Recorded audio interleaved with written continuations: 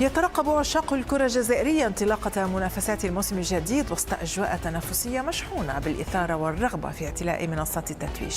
يأمل نادي مولودية الجزائر في المحافظة على لقب الدوري للموسم الثاني على التوالي، إلا أن طموحاته ربما تصطدم بمنافسة كل من شباب الوزداد واتحاد العاصمة بعدما تحرك جيدا في سوق الانتقالات الصيفية. ولكن معاناة شباب الوزداد مع أزمة إيقاف القيد قد تطيح بطموحاته في المنافسة على اللقب إذا لم تجد إدارته حلا سريعا يمكنه من الاستفادة من التعاقدات التي أبرمت في الصيف. مباشرة إلى العاصمة الجزائر ينضم إلينا خالد معزوزي من قناة الجزائر الدولية. أهلا بك خالد. يعني ترقب كبير لانطلاقة الموسم ومنافسة متوقعة جديدة. نتكلم بداية عن مولودية الجزائر، ما هي حظوظه في ظل هذه الظروف التي تنطلق على إثرها المنافسات؟ مساء النور أستاذة ليليان، وتحية لكل المتابعين. أكيد مولودية الجزائر مرشح لأنه بطل الجزائر في المواسم الثلاثة الأخيرة، لأنه حافظ على التركيبة الأساسية التي مكنته من التتويج. فريق مستقر إداريا يعيش نهضة حقيقية من خلال ملعب جديد، ملعب علي عمار في العاصمة الجزائر. كان نقطة قوة واضحة خاصة في ظل الدعم الجماهيري والشعبية الكبيرة لهذا النادي الذي سيطر على كل منافسيها الموسم المنصرم وتوج بأريحية كبيرة، خاصة وأنه شهد الكثير من الاستقرار إداريا خاصة وحتى فنيا مع عودة المدرب خالد بن يحيى إلى النادي، المدرب التونسي الذي سيقود المولودية في هذا الموسم الكروي الجديد. صحيح المولودية ربما لم تكن نشطة جدا في مرحلة الانتقالات الصيفية الحالية، هناك حالة عدم رضا من غياب مستقدمين خاصة بعد قضية يوسف بلايلي وعدم اتضاح الأمور بشأن المستخدمين الجدد، ولكن يبقى فريق مولودية الجزائر بالتعداد الحالي وبالتربص أيضا التحضير الذي أجراه يبدو أنه ضبط كل الأمور ويبدو في أفضل رواق للمنافسة مجددا على لقب الدوري الجزائري، وإن كانت طموحات الجماهير الآن أكبر نوعا ما وتأمل في منافسة ممتازة قاريا، يعني من خلال الذهاب بعيدا. استاذ خالد، يعني هو حق مشروع لكل الجماهير، يعني تنتظر، يعني لا تصدق ان يبدا الموسم وتعول كثيرا على فريقه وعلى لاعبين. طيب شباب الوزداد واتحاد الجزائر بالظروف التي يبداون بها هذا الموسم، هل هم قادرون على المنافسه؟ يعني سنرى يعني مولودية الجزائر تجد منافسين بهذا الموسم؟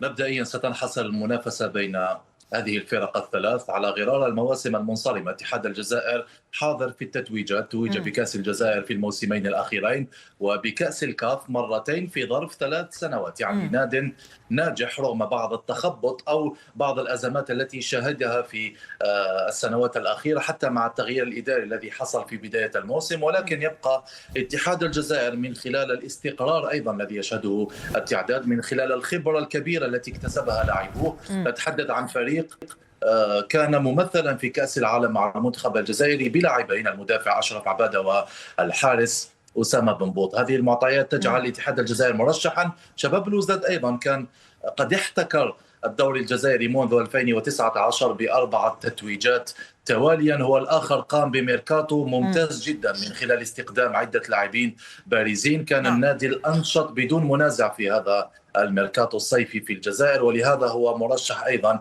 لمنافسة المولودية وأيضا للمنافسة على لقب كأس الكاف التي سيشارك فيها مرة أخرى النادي البلوزدادي. يعني تكلمت عن القيد، ولكن هناك يعني مشكلة لدى قيد يعني اللاعبين بشباب الوزداد. ما هي آخر مستجدات رفع القيد، وهل سيتمكن اللاعبون من اللعب في حال لم يرفع القيد عنهم؟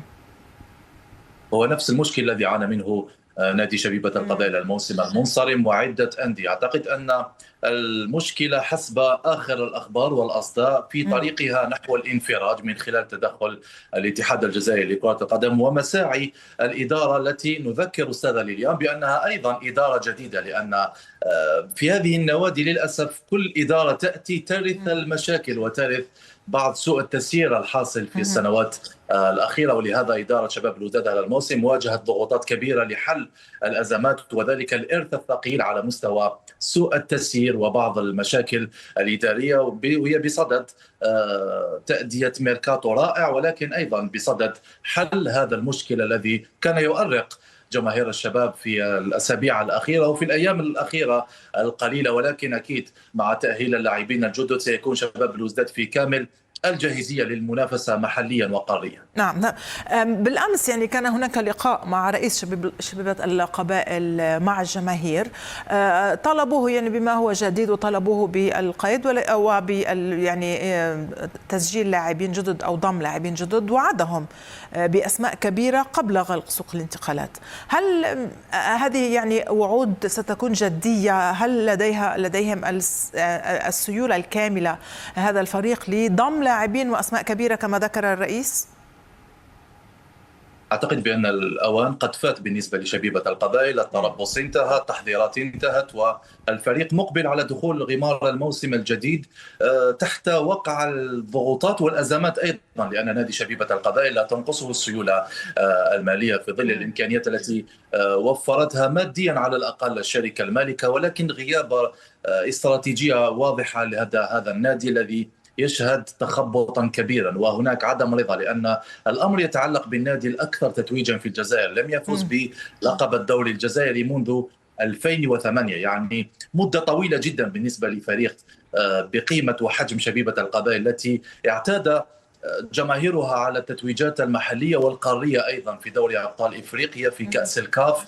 فريق عريق يملك تقاليد كبيرة، ولكنه يعيش على وقع الأزمات و استخدامات ربما لم تكن في مستوى التطلعات لفريق يسعى لاسترجاع تاج لقب الدوري المحلي. يعني حتى وإن تمكن الفريق من إبرام صفقة أو صفقتين، هناك أزمة الحارس غاية مرباح الذي يعاني مع المدرب بالحسين قبضة حديدية، مشاكل عديدة في المجموعة، هناك نقائص عديدة، حتى النتائج في المباريات الودية لم تكن مبشرة، والأداء أيضا لم يكن مطمئنا بالنسبة للجماهير التي يبدو أنها ستعاني مرة أخرى هذا الموسم إلا إن حدثت المعجزة. ولكن مبدئيا تبدو شبيبة القبائل بعيدة عن دائرة الترشيحات بخصوص لقب البطولة الذي قد ينحصر مرة أخرى بين الفرق العاصمية الثلاث، مولودية الجزائر وشباب الوزداد. لن نجد حصان أسود، يعني مثلا الصحافة الجزائرية تتكلم عن 3 أندية ستكون هي الحصان الأسود بهذا الموسم، يعني رشحتهم لهذه النقطة.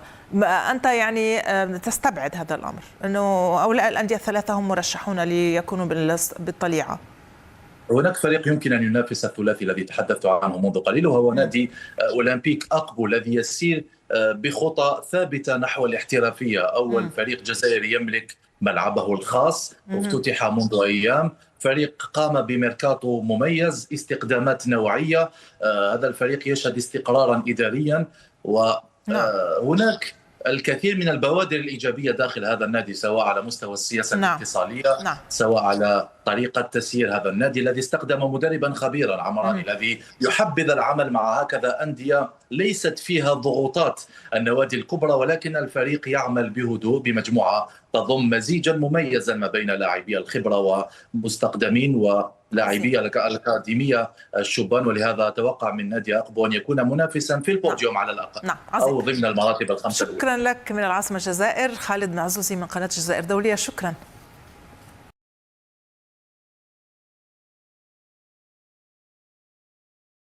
السلام عليكم ورحمة الله تعالى وبركاته. مرحبا بكم قناة يقاتكم الإعلام الرياضي.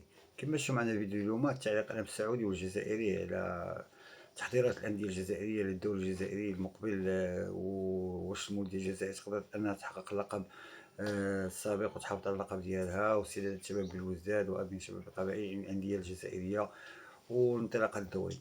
خلاصة القول، نتمنى الحلقة اليوم تكون نال الإعجاب ديالكم، وتشكروا الآراء ديالكم في الكومنتير، ولا كان ممكن كالعادة تدعمونا بلايك واشتراك، وشكرا، وإلى اللقاء في فيديو قادم إن شاء الله.